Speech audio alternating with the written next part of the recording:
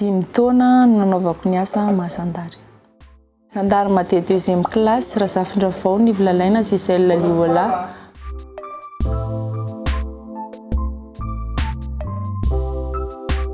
Tsisy ora hoe amin'izao fifoazako zany fa indraindray aho mifoha amin'ny 3, indraindray aho mifoha amin'ny 5 arakaraka ny service.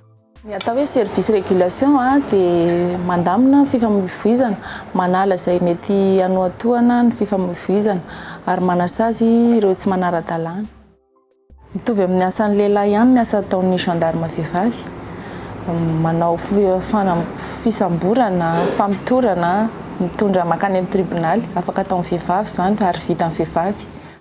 Samihafa ny gendarme vehivavy amin'ny gendarme lehilahy, mora kokoa amin'ny fanangonam-baovao ny gendarme vehivavy. Miovaova ny asa ataon'ny gendarme isan'andro. Ny androany tsy voatery atao rapitso, fa androany ohatra régulation, planton, manao enquête, fa rapitso ohatra manao déferment. Efa nianarana tany an-tsekoly ny gendarmerie nationale ny fiatrehana sarotra sy ny tampoka. Vao miala any an-trano dia efa mivonona amin'ny zavatra mety ho hisy amin'ny asa, na eny an-dalana na ao amin'ny birao. Mety misy sito mahery ohatra eny an-dalana dia efa mivonona ianao vao miala any an-trano.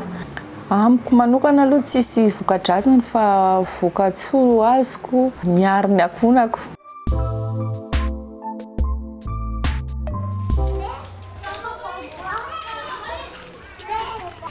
Raha maha gendarme anahy dia misy fotoana miasa, misy fotoana kely kosa mba mikarakara ny zanako, mampilalao ny zanako. Andeha hamonjy ny asa any am-piasana indray.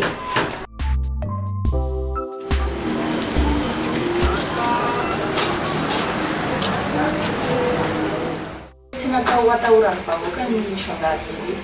Izahay gendarmerie dia miaro vahoaka sy ny fananana.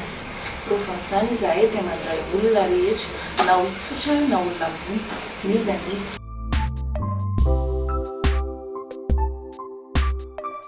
Fokontany Faralazy, commune Talatamaty, manao ny patrouille fisafoana.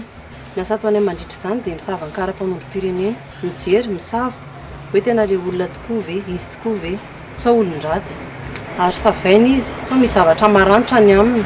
Hoe sao olona avy nandrova tany dia andalondalo mandeha eraky ny tanàna ety. Patrouille de nuit ihany koa izay dia manatanteraka ny fisafoana eraky ny elakelan-trano. Sao sanatria misy madrono na mila vonjy anoany. Ary amin'izany fotoana izany koa izay dia miandry alerte raha sanatria hoe misy olona miantso vonjy anoany dia manao intervention ihany koa izahay.